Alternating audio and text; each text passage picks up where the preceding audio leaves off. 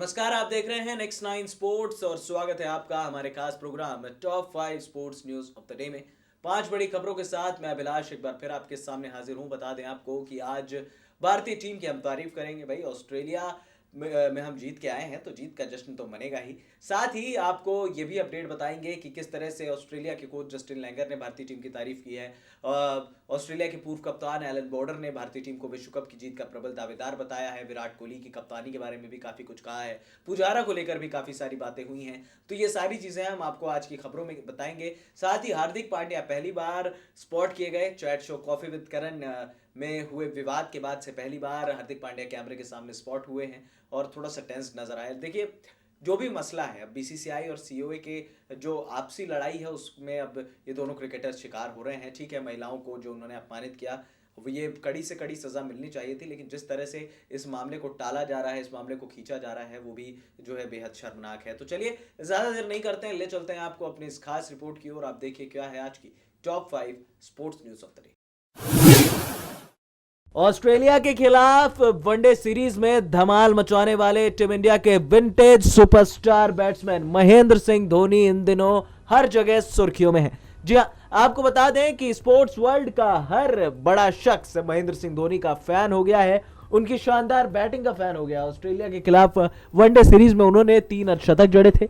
वहीं धोनी की तारीफ में अब सामने आए हैं WWE के सुपरस्टार ब्रॉक लेसनर के लॉयर पॉल हेमन। जी हां, पॉल हेमन का आपको वो फेमस कोट तो याद ही होगा जो वो ब्रॉक लेसनर के लिए कहते थे, ईट स्लीप कॉन्कर रिपीट। और हां, और अब पॉल हेमन ने महेंद्र सिंह धोनी को लेकर साफ तौर पर एक नया कोट पेश किया है।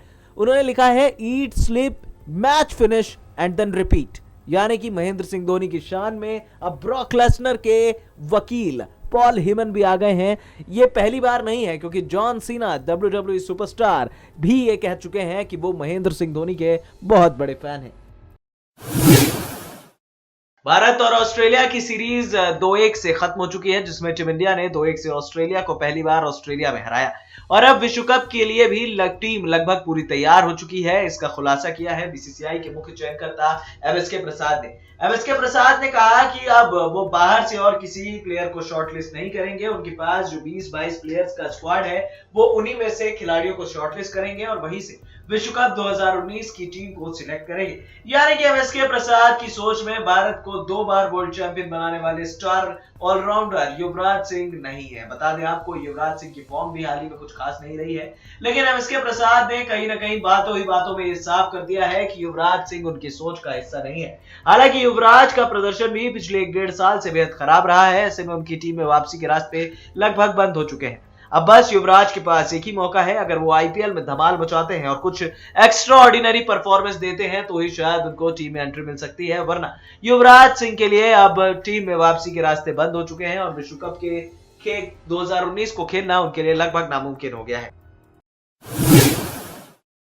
भारत और ऑस्ट्रेलिया के बीच खेली गई वनडे सीरीज टीम इंडिया ने अपने नाम की। 2-1 से भारत ने सीरीज को जीता। मेलबर्न वनडे भारत ने 7 विकेट से जीता और ऑस्ट्रेलिया को उसी की सरजमी पर बायलैटरल सीरीज में रौंदने का कारनामा पहली बार टीम इंडिया ने किया। इससे पहले भारत ऑस्ट्रेलिया में जीता जरूर था वनडे सीरीज, लेकिन वो ट्रायंगुलर टूर्नामेंट था, वहां पर ट्राई सीरीज थी। और अब भारतीय टीम ने बायलैटरल सीरीज में यानी कि आमने सामने में ऑस्ट्रेलिया को हरा दिया। इस सीरीज जीत में टीम इंडिया के सबसे बड़े सूत्रधार रहे टीम इंडिया के पूर्व कप्तान और विकेटकीपर बल्लेबाज महेंद्र सिंह धोनी। 10 साल बाद अब भी लोग यही कह रहे हैं कि माहिया मार रहा है। जी हां, महेंद्र सिंह धोनी जो टीम इंडिया की आन बान और शान है, एक बार फिर फॉर्म में वापसी हुई उनकी। साल 2018 में उन पर काफी ज्यादा आरोप लग रहे थे, काफी ज्यादा आलोचनाओं का उनको शिकार करना पड़ रहा था। कोई कह रहा था स्लो खेल रहे हैं, कोई कह रहा था मैच नहीं खत्म करके आ रहे हैं। लेकिन साल 2019 की शुरुआत जैसे ही हुई, धोनी का गेम बदल गया। पहले मैच में 51, दूसरे मैच में 55 नाबाद, तीसरे मैच में 87 नाबाद और मैच को खत्म करने की जो इनमें एबिलिटी है वो इन्होंने एक बार फिर से दर्शाई। शायद ये पूरी टीम ये बात जानती है, इस वजह से टीम इंडिया के सभी खिलाड़ी महेंद्र सिंह धोनी को बधाई देते हुए नजर आए। गजब की नॉक, 87 रनों की जो नॉक खेली उन्होंने। देखिए, 230, 231 उतना मुश्किल नहीं था बनाना, हम ये बात मानते हैं, लेकिन कहीं ना कहीं विराट ने भी ये बात कही कि हमें पता था पिच स्लो है, इतनी आसान नहीं है बल्लेबाजी के लिए। केदार जाधव के साथ खेलते खेलते जो है महेंद्र सिंह धोनी ने मैच को टीम इंडिया के पाले में डाल दिया। शायद ये धोनी का स्टाइल है, ठीक है, एक बार जान हालत में आ जाती है क्योंकि जब आखिरी तक उनकी गेम ले जाने की जो आदत है, लेकिन इसी हरकत ने या इसी आदत ने उन्हें बेमिसाल माही बनाया है। दुनिया के बेस्ट फिनिशर शायद उन्हें इसी वजह से कहा जाता है। महेंद्र सिंह धोनी की फॉर्म में वापसी टीम इंडिया के लिए एक बहुत बड़ा मैसेज है, क्योंकि यहाँ पर दुनिया की टीमें अब डर रही होंगी, क्योंकि ऊपर से रोहित, शिखर, विराट और नीचे महेंद्र सिंह धोनी। तो अब टीम इंडिया बैलेंस नजर आ रही है। ये बात हमने पहले भी नेक्स्ट 9 स्पोर्ट्स पर कही थी कि अगर धोनी फॉर्म में रहते हैं या कंटिन्यूसली रन्स बनाते हैं तो फिर टीम का जो मिडिल ऑर्डर की जो दिक्कत है वो दिक्कत भारत को शायद ज्यादा फेस नहीं करनी पड़ेगी, और कहीं ना कहीं कुछ ऐसा ही हुआ भारतीय टीम के साथ। तो चलिए, उम्मीद हम यही करते हैं कि अब यहाँ से जब भारत न्यूजीलैंड जाएगा, न्यूजीलैंड सीरीज में भी महेंद्र सिंह धोनी उसी फॉर्म में रहेंगे जिस फॉर्म की हम उनसे उम्मीद करते हैं। फिलहाल इस खास अपडेट में इतना ही।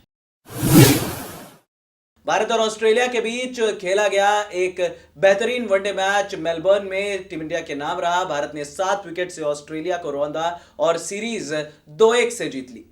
खैर, भारत ऑस्ट्रेलिया जाए और विवाद ना हो, ऐसा कभी हो सकता है क्या? क्योंकि टीम ने अच्छी स्पिरिट के साथ तो खेला ही, इवन ऑस्ट्रेलिया ने भी अच्छी स्पिरिट के साथ खेला, लेकिन कई लोग ना, ये जो सोशल मीडिया की जो ताकत मिल चुकी है, इसको लेकर बवाल मचाते हैं। दरअसल क्या हुआ कि महेंद्र सिंह धोनी कल बल्लेबाजी कर रहे थे, तो अब डीआरएस क्यों लिया जाता है? एक बात मैं आपको बताता हूं। डीआरएस इसलिए लिया जाता है जब बॉलर या फील्डर्स को डाउट होता है तो डीआरएस आप ले सकते हो, ये आपको एक स्पेशल पावर है।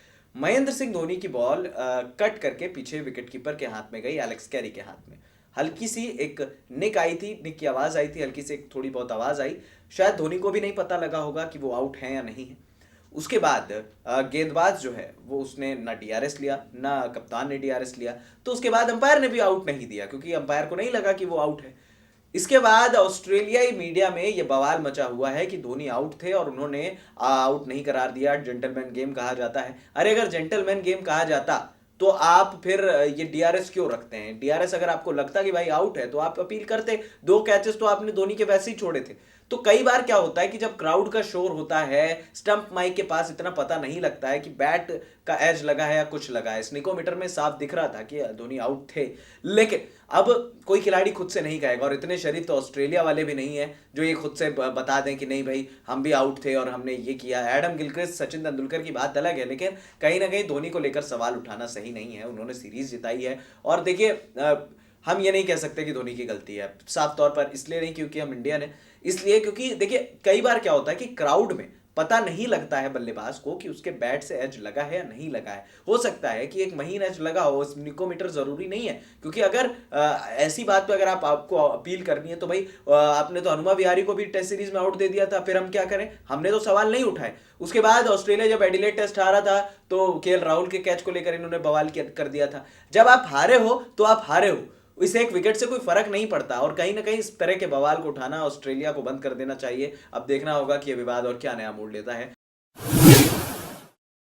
भारत और ऑस्ट्रेलिया के बीच खेली गई शानदार सीरीज टीम इंडिया के नाम तो रही, लेकिन यहां पर टीम इंडिया की जीत के सूत्रधार रहे महेंद्र सिंह धोनी। जी हां, धोनी ने शानदार फॉर्म में वापसी करते हुए तीनों ही मैचों में शानदार अर्धशतक जड़ा और औसत भी उनकी शानदार रही। उन्होंने कुल मिलाकर 193 रन बनाए, और जिस तरह से धोनी ने टीम इंडिया को एडिलेड और मेलबर्न में जीत दिलाई, ये बात तो तय हो गई है कि दुनिया का बेस्ट फिनिशर अब फॉर्म में वापस आ चुका है। और विराट कोहली जो टीम इंडिया के कप्तान है, उन्होंने भी धोनी की जमकर तारीफ की है। उन्होंने कहा कि धोनी अब अपने करियर के ऐसे फेज में है कि उन्हें कुछ बताने की जरूरत नहीं है। वो किस तरह से कंट्रीब्यूट करते हैं, किस तरह से परफॉर्मेंस देते हैं, ये सब उन्हीं पर डिपेंडेंट है, और उन्हें पता है कि गेम की सिचुएशन को किस तरह से रीड करना है। विराट ने कहा कि धोनी को शानदार फॉर्म में वापस लौटते देख उनको अब काफी टेंशन कम हो चुका है, क्योंकि उन्हें पता है कि जब नीचे धोनी है तो वो मैच को जिता कर ले ही जाएंगे। यानी कि अब दुनिया का बेस्ट फिनिशर वापस तो आ चुका है। ये बात विराट ने इनडायरेक्टली कह दिया, और उन्होंने कहा कि वर्ल्ड कप में धोनी का रोल काफी ज्यादा अहम होने वाला है।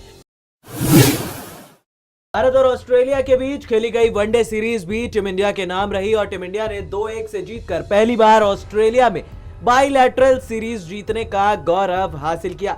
बड़ी बात यह रही कि ऑस्ट्रेलिया के खिलाफ शानदार वनडे सीरीज जीतकर भारतीय टीम ने यह बता दिया कि इस बार साल 2019 के लिए वो भी विश्व की बेस्ट टीमों में से एक है और विश्व कप जीतने की प्रबल दारोमदार में से भी एक है।